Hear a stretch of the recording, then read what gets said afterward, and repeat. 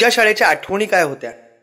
आमच्या त्या शाळेच्या गेटच्या बाहेर अँटिक माणूस होता. तो एक बांबू घ्यायचा, त्या बांबूवर ते सगळं असायचं आणि त्यातून तो खेचून खेचून रबरासारखं आम्ही सांगितलं आम्हाला घड्याळ बनवून द्या. मग तो हातावरच घड्याळ बनवून द्यायचा. चिंच कैरी असते ना मीठ लावलेली.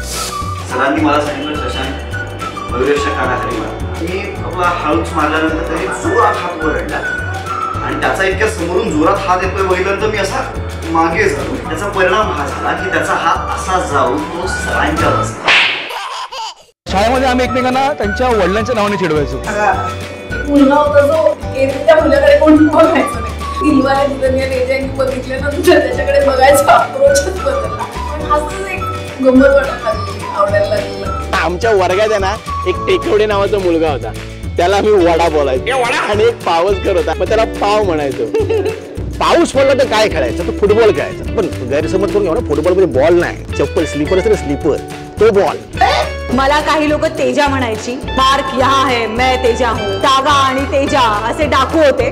धुमचाक सर, धुमचाक कसा करता की ते आम्ही जर काही चूक केली तर आम्हाला मागे मारायचं, म्हणजे धुमचाक. ते दिवसच मजेशीर होते.